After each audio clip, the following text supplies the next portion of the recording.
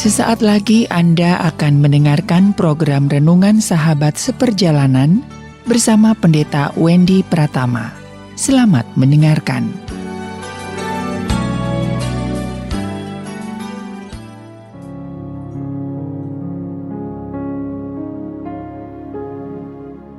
Selamat berjumpa kembali dalam layanan audio Sahabat Seperjalanan. Hari ini adalah hari Jumat 8 Maret 2024. Tema renungan saat teduh kita dengan judul Menabur dan Menuai.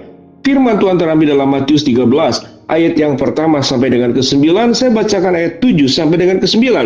Sebagian lagi jatuh di tengah semak duri, lalu semakin besarlah semak duri itu dan menghimpitnya sampai mati. Dan sebagian jatuh di tanah yang baik, lalu berbuah, ada yang 100 kali lipat, ada yang 60 kali lipat, ada yang 30 kali lipat. Siapa bertelinga hendaklah ia mendengar.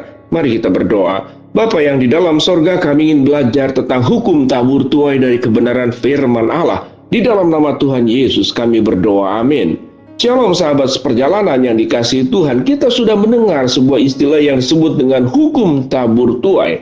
Apa yang kita tabur, itu yang akan kita tuai. Dan ini adalah sebuah hukum dalam dunia pertanian. Sesuatu yang memang pasti akan seperti demikian. Jikalau benih yang kita tabur adalah benih, misalkan buah jeruk, maka hasilnya akan jadi pohon jeruk. Kalau benih yang kita tabur adalah buah salak, maka hasilnya akan menjadi buah salak. Kita tidak pernah akan menabur jenis biji tertentu kemudian menghasilkan buah yang berbeda, akan hasilnya persis sama. Sahabat seperjalanan yang dikasihi Tuhan, demikian juga hukum tabur tuai.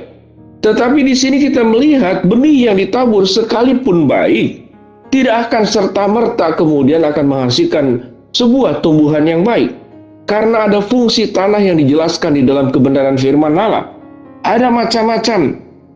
Yang pertama adalah tanah di pinggir jalan, ditabur di pinggir jalan, datang burung, dipatuk, kemudian benih yang baik itu juga akan hilang. Kemudian ditabur di tanah berbatu, tahu dengan jelas tidak akan tumbuh dengan baik, apalagi yang di semak duri, akan terhimpit. Tetapi siapa yang menabur di tanah yang baik, maka akan menghasilkan 30 kali lipat, 60 kali lipat, 100 kali lipat. Cukup menarik, tanah yang baik pun ternyata ada 3 macam. Yang baik itu ada yang 30 kali lipat, ada yang 60 kali lipat, ada yang 100 kali lipat. Kalau kita kategorikan baik itu, yang pertama adalah cukup baik, 30 kali lipat, baik 60 kali lipat, sangat baik 100 kali lipat. Demikian juga kalau yang buruk pun ada yang cukup buruk, kemudian buruk, lalu kemudian sangat buruk.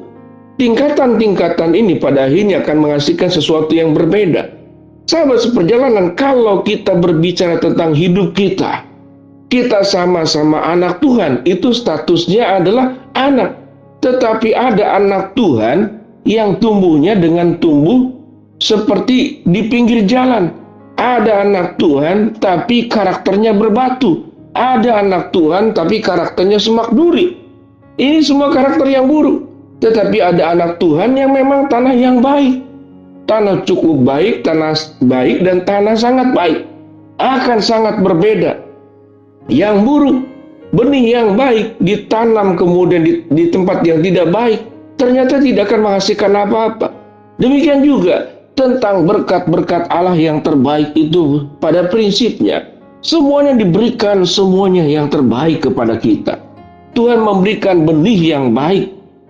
Dan tatkala kemudian kita sebagai ladangnya Tuhan, apakah kita akan menjadi tanah yang ada di pinggir jalan yang sangat tipis, di tempat berbatu, di tempat semak berduri, atau kemudian di tanah yang cukup baik, tanah yang baik atau sangat baik? Kalau yang cukup baik 30 kali lipat, kalau yang baik 60 kali lipat, kalau yang sangat baik 100 kali lipat. Dengan demikian sahabat seperjalanan yang dikasihi Tuhan, apapun yang kita tabur itu adalah benih yang baik. Sebelum kita ingin mengharapkan sesuatu yang baik dari orang lain, maka kita sendiri harus bertumbuh menjadi orang-orang percaya yang bertumbuh dengan baik. Minimal cukup baik, lalu kemudian berproses menjadi baik, dan kemudian berproses menjadi sangat baik. Sahabat seperjalanan, setiap orang diberikan semua yang terbaik. Kalau kita melihat, bukankah anak-anak yang masuk dalam sekolah pendidikan dapat pelajaran yang sama, di kelas yang sama, dapat guru yang sama? Bukankah guru itu menerangkan dengan cara yang sama, bukan berbeda-beda? Tetapi ada anak yang tidak mau memperhatikan, ada yang kemudian sambil bermain-main, ada bahkan yang sambil belajar di kelas mengecam gurunya, mengecam mata pelajarannya, sehingga yang terjadi, dia akan menumbuhkan sebuah hati yang namanya bersemak duri, berbatu, atau di pinggir jalan. Tidak akan tumbuh apa-apa. Tetapi bagi orang yang membuka hatinya, yang mau belajar, yang mau bertumbuh, dia membuka dirinya, maka dia akan menjadi tanah yang baik. Dia akan tumbuh 3 kali lipat, 60 kali lipat, 100 kali lipat. Apa yang kita pelajari di dalam hal ini? Sewaktu kita ingin menabur yang baik, maka hidup kita juga akan menjadi baik. Kita harus membuka sebagai pribadi yang terbuka kepada Tuhan, dipengaruhi oleh Tuhan. Setelah kita menjadi pribadi-pribadi yang baik, barulah kemudian kita akan menjadi pohon yang baik, yang menghasilkan buah pada musimnya, yang tidak layu daunnya, dan apa saja yang diperbuatnya itu juga akan berhasil.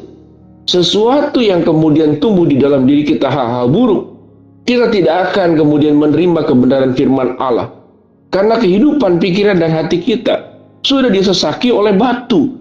Pikiran dan kehidupan kita dan perasaan kita sudah disesaki oleh semak duri. Pikiran dan hati kita sekeras mungkin jalanan yang tidak akan tumbuh di dalamnya. Dengan demikian, sahabat seperjalanan, baiklah kita belajar. Tatkala kita sudah menjadi tanah yang baik, kita menghasilkan buah yang baik, barulah kita bisa memberkati orang lain. Kalau yang ada pada diri kita itu bukan hal-hal yang baik, maka yang ditaburkan juga hal yang tidak baik. Seseorang yang penuh dengan kebencian, maka yang keluar dari mulutnya adalah hujatan. Seseorang yang penuh dengan sukacita, maka yang keluar dari dirinya adalah kegembiraan, pujian, rasa sukacita, rasa kegembiraan, rasa syukur. Seseorang yang di dalam dirinya penuh dengan sikap pesimis, merasa semuanya gelap, maka gelaplah apa yang ada di depannya.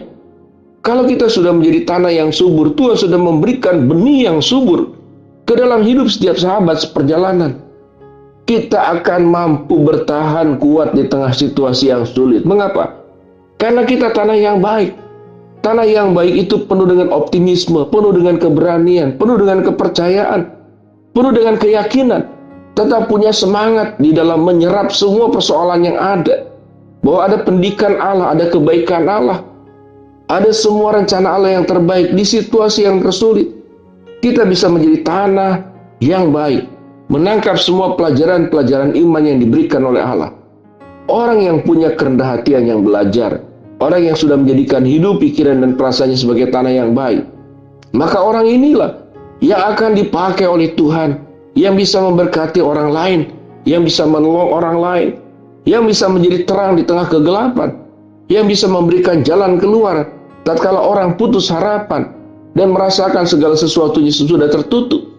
Kita akan menjadi orang-orang yang penuh dengan inspirasi, orang-orang yang dipakai oleh Allah, karena kita adalah tanah yang baik, karena kita bukan semak duri, karena kita bukan tanah berbatu, dan karena kita bukan tanah di pinggir jalan. Baiklah sahabat seperjalanan, kita berjuang untuk menjadi pribadi, menjadi tanah yang baik, sehingga kita bisa menaburkan hal yang baik. Kita berdoa. Bapa dalam surga, terima kasih buat kebenaran firman Allah yang kami pelajari. Hamba mau berdoa buat sahabat seperjalanan yang sakit, Tuhan yang sembuhkan, yang sedang menghadapi masalah, Tuhan bukakan jalan, yang sedang berharap mendoakan sesuatu, Tuhan kabulkan dengan cara dan waktunya Tuhan. Di dalam nama Tuhan Yesus kami berdoa, amin.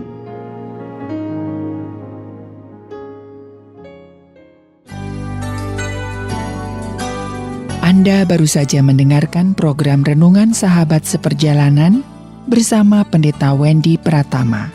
Terima kasih atas perhatian Anda. Tuhan Yesus memberkati.